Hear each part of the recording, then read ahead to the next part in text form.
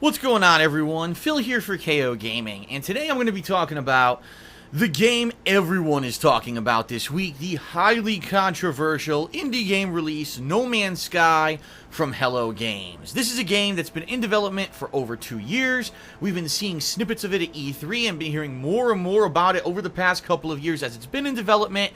And on its surface, it seems like it's probably one of the most revolutionary games of all time. A completely progressively generated open galaxy where you can explore countless amounts of worlds with randomly generated fauna and flora. You can use minerals and things to gather resources to allow your ship to be upgraded, your exosuit to be upgraded, and your weapons and tools to be upgraded so that you can get to further and further galaxies.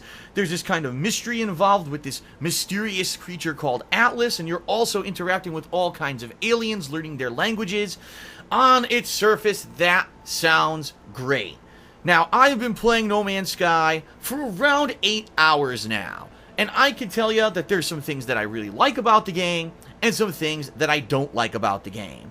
I'm also aware that there is a massive amount of controversy surrounding this game right now, as it seems that people are under the impression that the game developers were promising things in the game that were not delivered on. I'm not here to tell you if they delivered on their promises or not, because the bottom line is, I didn't follow along with their promises. I entered into this game completely cold, not really having any preconceived notions of what it was going to be, and I think that was the best way to address it, because that way I didn't say, oh, this is missing, or that was supposed to be here. Instead, I'm here to make a video to tell you exactly what I know is in the game in the first 8 hours. Then I'm going to also outline what I like and dislike about it, so hopefully by the end of this video, you'll have an idea not only what to expect when you play this game, but also you'll be able to judge for yourself whether or not you want to play it, especially considering that the game hasn't even been released on PC for another 2 days. This could be a very informative video for you, so here we go.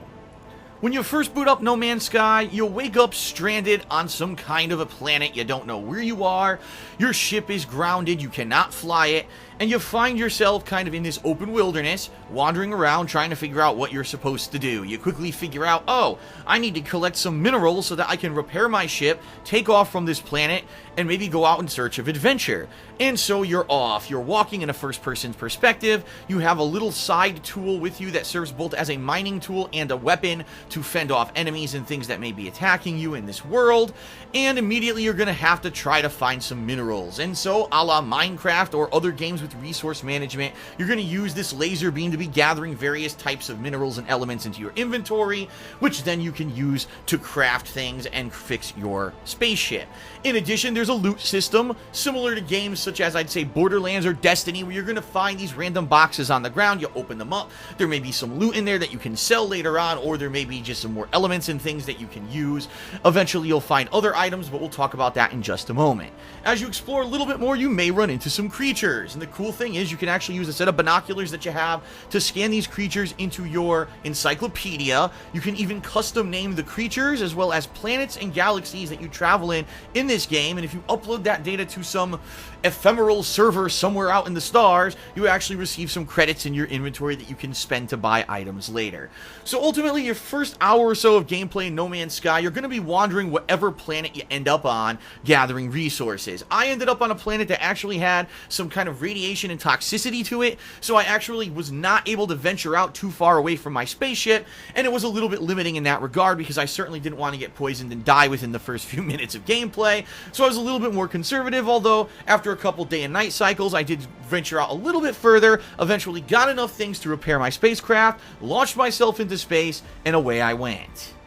Once you leave your initial planet in No Man's Sky, the game really opens up, and it's now up to you to decide what you want to do next. Do you want to just fly around for a bit? Do you want to maybe try to shoot your lasers at some things into space and see what happens? Do you want to maybe look for a space station and dock with it and check that out? Or do you want to go to another planet? It really is in your control, and the only real guide that you get is that there is a tooltip that kind of appears every once in a while in the bottom right-hand corner of your screen, giving you suggestions on things that you should do next in order to advance and progress progress with the gameplay. Now, there's also a galaxy map, which when you open it up will show you all these different solar systems that you can travel to once you gain warp capability, which you don't have from the get-go. Similarly to when you were stranded on that initial planet, you need to spend some time collecting resources and also just generally exploring, looking for blueprints in order to craft different items for your ship so you can get a warp drive and finally leave your initial solar system and head to a new one. So ultimately, you're going to head to a second planet where you may start to investigate a little bit further because now you can actually fly. You're probably going to realize, the more that you take off and land, you need resources from the planet in order to fuel your spacecraft. You're going to need to constantly be getting resources from the planet to micromanage things such as the life support system in your spacesuit. And so you're constantly going to have to be collecting items with your laser while you go about and you explore. But it is pretty neat to walk around and see the different climates on these planets. They can range from being very arid to being very plentiful with plant life. Some planets have next to no animals, some are rife with animals. Sometimes there's drones that are attacking you constantly when they see what you're doing, while on other planets the drones aren't very prevalent. So it does add a little bit of variety to the game. But ultimately, the vast majority of time you're going to spend in the game is going to be going around these planets, exploring, looking for little areas. So while you're flying around, you'll have a scanner that you can use to scan the surface of the planet, and little question marks will start to appear. When you land near those question marks, you're going to find these different waypoints and objectives. Sometimes you'll find a building that if you go inside, you can loot around, you can find, here's a blueprint for an improvement to my laser gun that could add a new capability to it that could help me in combat, or maybe you can make it more efficient for mining. So you'll find those kinds of things. You're also going to be learning alien language, which is key because the more words that you learn in alien languages, the better relationship you can have when you encounter aliens on these planets. A lot of these aliens will actually hand you upgrades or blueprints or even give you valuable resources the more of their language that you know and the better relationship that you get with them. So it actually behooves you to be learning alien languages by going into different areas and especially interacting with these giant alien-like obelisks that kind of remind me of the movie 2001: A Space Odyssey.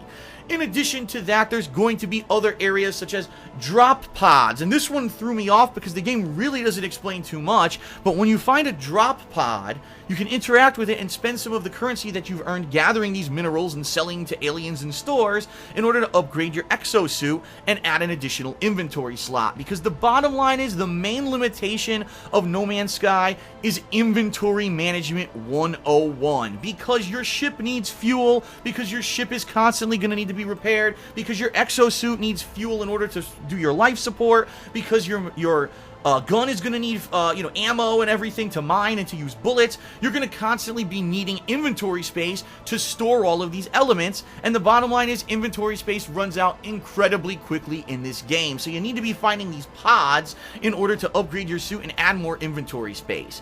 Now, not only is that, you can also find new tools on different planets that will actually add different upgrades and capabilities to your gun to make it better, and also add more inventory spaces to your gun so you can do more upgrades and stuff to it and make it better overall. And you can also get other alien ships. You can either buy a ship outright from an alien that you encounter at, say, a space station by spending money and getting that ship and transferring your inventory over to it, or you can find a crash-landed ship on an alien world, and if you actually get enough elements to repair that ship, you can hijack it and basically take it for your own. Now that's pretty cool, and I actually, about 5 hours in, I finally bought another ship from another alien at a space station, and I had way more inventory space, and it made the game a lot more manageable, because previously, before that, I was constantly running out of space, and it was very frustrating. But once you get enough slots built into your exosuit and enough slots on a spaceship, it makes it a lot more manageable.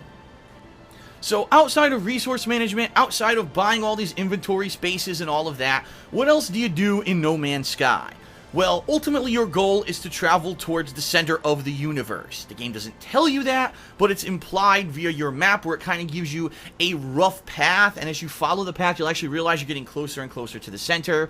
But in addition, at any point you may randomly encounter some kind of an Atlas interface. This is going to be something that looks like a giant obelisk that will basically give you a path to the next Atlas interface, which when you finally run into it after warping out of several different solar systems to the one that the interface is located in, is a giant kind of diamond floating in space, which is pretty cool. Once you dock on this thing, you're going to go inside, you're going to see some really cool stuff, you're going to get some rare items, you're going to learn some more alien language, and it's ultimately just going to give you another waypoint several solar systems away to go to next to continue your journey. Now, you don't have to actually follow this. You can do whatever you want, but by following the path that the game gave me, I found that I was running into really cool things. Like, for example, I ran into a spatial anomaly, and when I went inside this anomaly, there were two aliens who taught me some really cool stuff. One of them actually gave me a key card to open up locked doors that I'd been looking for the past 7 hours, and it became incredibly helpful that I did so. You can also get into these cool dogfights with space pirates who are trying to invade other spaceships, and you can use your weapons and maneuverability and even put resources into your armor and stuff on the fly to try to win and fight off these space pirates. Ultimately, there is other stuff to do in the game, but the bottom line is, because there's so much resource management required, the vast majority of time that you spend in the game is going to just be exploring these planets, because you constantly need to get more of this element, more of that element. I need more fuel. I need something else to repair this that was damaged in combat. I need more of this. And it really just becomes a constant collection quest more than anything else. Now, if you land on a planet that's fun, meaning, wow, there's a lot of vegetation here that's really unique and beautiful, and there's a lot of animals here. For example, around the end of my 8-hour run, I found flying whales. That was pretty damned cool, and there was so much different kind of animal life on that planet, I didn't mind walking around and exploring because there was other stuff to look at. But the bottom line is, a lot of these planets end up being barren and destitute and just downright boring. There's not a lot going on besides you collecting resources and then getting attacked by drones. You kill the drones and then you move on to collect more resources. And the question is, how much of that grind can you put up with until you're finally going to randomly run into something that's fun? And I think ultimately, after a few hours of gameplay, that's the question that most gamers are going to be facing themselves with. So what do I like and dislike about No Man's Sky after 8 hours in the world? Well, number one, I definitely like the technological advancement of being able to progressively generate these worlds on the fly. Now, ultimately, a lot of them end up looking the same, but looking at these varied color schemes, the difference in the worlds and how they look, some worlds have toxicity, some have radiation, some have cold, some have heat, and the varied amount of kind of animals and stuff in these worlds, it's pretty neat, and it definitely, on its surface, is a really unique premise. Have you ever played a game where you were able to just go through this insanely huge open world and everything generated itself on the fly? Absolutely not. It's definitely a revolutionary jump for the game. Number two, when you finally start getting bigger inventory space and you have more freedom to make choice, the game does get better.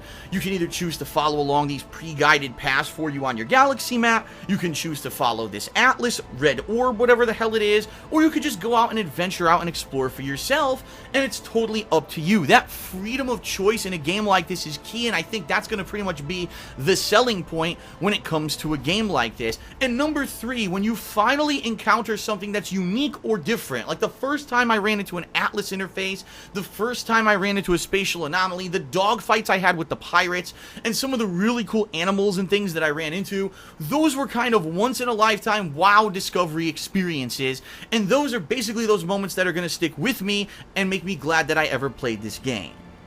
Now let's talk about some of the negatives, and a lot of these are going to be common things that you've probably heard other people say if I'm not the first person that you heard criticize this game. First and foremost, the game is primarily grinding through resource management. You constantly need elements of different types to do different purposes, whether it's fueling your aircraft, life support in your suit, building and crafting items to improve and get off the planet. No matter what, you constantly need to be mining. And that's not very fun. I mean, we have other games like this before where mining is a constant thing. I think you know what I'm getting at. And really, honestly, this game didn't need to go that heavily into it, in my opinion. They could have found a more creative way for resource management, or at the very least, give you more inventory slots at the beginning of the game, because it actually becomes very annoying in the first few hours when you're constantly full inventory and you don't realize how you're supposed to improve it. Which leads me to point number two, and another major gripe I have with the game. The game explains Nothing. There is no tutorial for No Man's Sky. There are no pop-ups or helpful tips in the game to say, hey, you should be doing this. You basically gotta fly by the seat of your pants. Now, some people love that. Some people are, I love a game that doesn't hold my hand, and I want to learn everything by myself and take my time to painstakingly go through every single option before I finally figure out for myself what I'm supposed to be doing. That's not me. Sorry, it's 2016, it's not the 1980s, where game developers had limited space on a game cartridge, and therefore they didn't have the proper means to relay a tutorial, or they purposely did it like that so that you would have to invest more time in the game, or else it wouldn't have been worth it, because the game's only 2 hours long otherwise. That's not the case in 2016. Every game should have a basics tutorial to explain things. So to give you a perfect example here, with inventory space being such a huge issue, the game never explains that you need to be looking for drop pods to purchase inventory upgrades for your exosuit. I didn't even know this until after my first 3 hours of gameplay. I wanted to know how to upgrade my inventory, so I went online and I found an article explaining this. Why the hell couldn't the game tell you? Sorry, but when I paid $60, I expected a game that at least gives you some kind of education on how to play it. As a gamer, you should not have to go do hours of research before you play a game that's supposed to be fun and relaxing. To be frustrated over a game because you don't understand game mechanics that were never explained to you is not fun nor relaxing, it's frustrating, and that is one of the major pitfalls of this game. Number 3, the game really doesn't deliver enough variety for me in the amount of time that it takes to get to something interesting. In the first 5 hours of playing No Man's Sky, I basically did the same thing almost endlessly, and it wasn't until the end of the 5 hours when I finally started buying inventory spots and I bought a new spaceship that finally I started running into more unique things that made the game a little bit more interesting. A 5-hour minimum time investment to even get to something interesting is a little hefty in my opinion. If they had given some things with more variety at the beginning of the game, like, hey, maybe that initial planet that you land on actually has some really cool animal life or something unique or some kind of a scripted instance that makes it interesting, but no, it's all just randomly generated, so you may start on a really awesome world, or you may start on a boring as hell world. And number 4, honestly, it does feel in a lot of ways that this game is kind of false advertising, because the bottom line is, when they advertised the game at E3 for years, they kept showing all these oh, there's big dinosaurs, and there's these unique tiger creatures and all of that. I've played for 8 hours, and I've seen nothing like that. As I already mentioned, the coolest thing I saw were some cool flying whales. That's awesome. But to only see that on one planet out of the numerous that I visited in 8 hours is kind of a tall order. Like, why do I want to keep playing this game if it's so random that I could play it for 60 hours and never see anything interesting, while some other guy playing the exact same game as me gets lucky and runs into a really fun planet right away? That doesn't make sense to me. To me, it should be more progressively generated, and quite honestly, the game should explain this is how you get to the cool stuff, and it doesn't. And for me, that's a huge detriment. And so my overall impressions of No Man's Sky so far are a very mixed bag. There's a lot of moments that I'm playing this game and I'm just bored. I don't want to do more inventory management. I don't want to get more resources. I don't want to do the boring, repetitive things in the game that are necessary to continue playing it. But then all of a sudden, a huge, awesome moment will happen. Oh, this cool thing happens, or that cool thing happens. Wow, this is a really epic thing. And then it goes away and I'm back to the boring resource management. And it almost seems like there's not a balance between the two. Like the game wasn't well designed to have proper pacing, so that as you're playing it, you have the balance of great moments with the boring, repetitive gameplay. And for me, that's ultimately what I think kills it. I think if someone is watching one person who may get lucky and all this fun stuff happens, but then another person has a bunch of boring stuff, it's two completely different gameplay experiences, but you paid the same amount of money. Is that fair that one person pays $60 and has this awesome experience while another person, it has a boring, tedious one? No, obviously not. And so in that regard, maybe the whole progressively generated world idea doesn't really work. Maybe it does need to have some kind of direction. It does need to have some kind of a path to follow to be guaranteed that you're going to see fun scripted events, rather than just going off willy-nilly doing whatever you want, and there's a chance you'll see something fun, or there's a chance that you'll be bored to tears. For me, I'm kind of on the fence about even continuing to play the game, because it seems like for every couple hours something awesome happens. I'm like, wow, I'm glad I went through that 2 hours of boredom. But now after playing for 8 hours, do I want to keep going, especially when it's been reported it could take upwards of 60 plus hours to get to the center of the universe and see whatever the hell is in there, where supposedly some of these cool worlds actually exist. But how much time am I going to invest in this game just for the chance of seeing a glimpse of something cool just to go back to the boredom? I don't know. And ultimately, I think a lot of people who are interested in this game, when they hear that there's so much repetitive tedium to it to get to anything fun, are going to kind of be apprehensive about buying it in general, especially the fact that the game came out on console days before the PC version. How many people are going to hear all these negative stories and then cancel their PC pre-orders? I don't know, but I think that Hello Games should be pretty worried.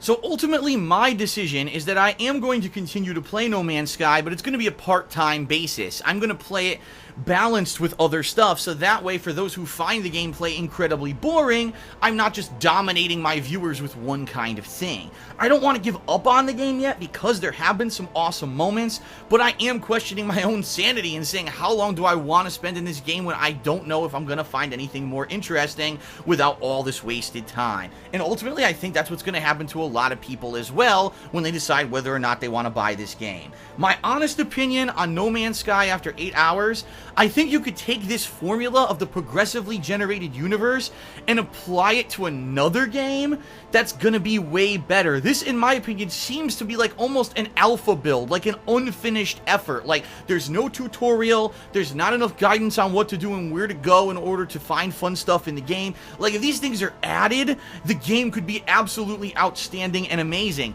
But as is, in my opinion, No Man's Sky is incredibly underwhelming for what was at least kind of promised through the initial gameplay trailers and all the stuff that's been talked about over the past few years. It's just not there yet. It could get there, but should you spend $60 right now for a game to have the promise of something awesome but no guarantee?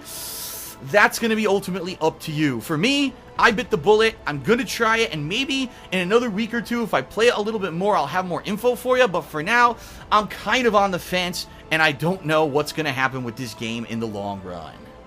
Well, that is it for my initial impressions and early review of No Man's Sky after 8 hours. As I continue to play the game, if I do stick with it and I have varied opinions, or if anything changes, I may do a follow-up video within a week or two's time to let you know my ultimate verdict on it. But hopefully this video served as informative to you, and you can now make an educated decision on whether or not you want to check out this game. If you liked this video and found it informative, please consider giving it a like here on YouTube, as well as spreading the word amongst your friends so that other people can check it out and learn more about this game as well before they buy it. Also, please take a look at the description here of the video, where you can find lots of fun stuff, including a link to my raw gameplay and ongoing playthrough of No Man's Sky over on my raw gameplay channel, DSP Gaming, as well as a discount code for Loot Crate and my Patreon. Thanks a lot for watching, everyone. I'll see you next time right here on KO Gaming.